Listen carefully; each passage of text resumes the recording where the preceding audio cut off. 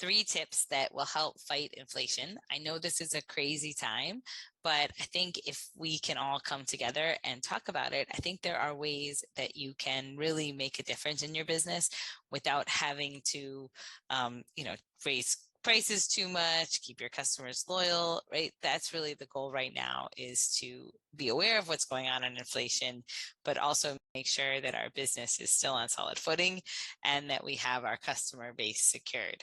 So um, the tips that I'm going to go through with you today are really things that I've built from talking to so many of you, especially over the last 60 days, but really inflation has been with us for much longer, right? Really since summer of 2020.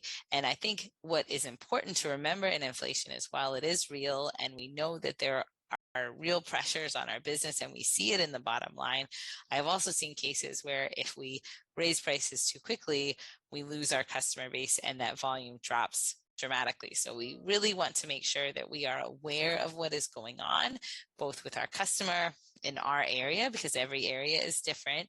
You may have 3 locations and their response to inflation may be different depending on the customer base. So what you'll see here are some tips that I think can help make sure that the business model makes sense and it's definitely profitable, because if we're not profitable, what's the point, right? But also making sure that we are aware of what's going on with our customer so that we're not losing them in the process. So I think for most of you, you found in the last few months that you are wanting to look at your numbers because it just feels like something is off and it feels like something's not working. And most of that is in the cash flow, right? It feels like you're spending more and you are spending more. I mean, you see that everywhere. So more than anything right now, we're looking for a plan. Unfortunately, I think unlike COVID, this plan is going to be different for everyone, because again, every area is different. Everyone, customers are going to be dealing with inflation differently. If you have, seniors or people who are on fixed income, they are going to be a lot more affected by inflation than people who maybe are in a working environment where maybe their wages went up as well, right? So they're less impacted by inflation. So we really want to be aware of how our customers are impacted by rising prices, because again, if you're in Florida and most of your customers, high or low end, are on a fixed income, they are very much impacted by inflation because, they have a set amount, that's their budgeted amount to spend every month.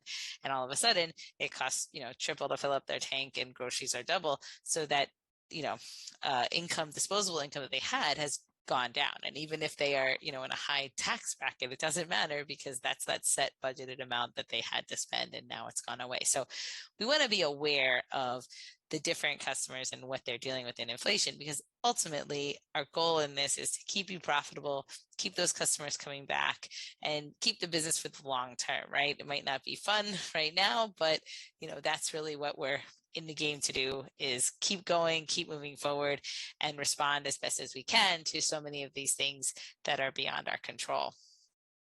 So the 3 tips that we're going to go through, and a lot of this you may know, but I think it is really good to remember what we mean when we say these things, because so many times you read an article or you watch a YouTube video and it says do a menu analysis. Well, what does that mean? So we're going to walk through that.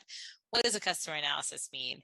And how can we help our customers find value? So these are the 3 tips that we're going to walk through, but I think it's in the details of these tips that you will find that really what we have to do is build our best practices. So many times I think we find ourselves remembering 2020, but the people that were able to respond well in 2020 were the people that were able to really build new best practices, right? Prior to COVID, it wasn't really something that you did, was, look at your sales number or build a weekly budget. In those early days of COVID, when your sales were down 50, 60, 70%, you needed to have a week got you to break even. And this situation, while thankfully not as severe as that, is similar in those ways, right? These are things that, at least until this blows over and things become more consistent, we need to be doing these every week. I mean, I would argue we should be doing them every week from here on out, but at least now we need to be doing these every week, because a month is just too long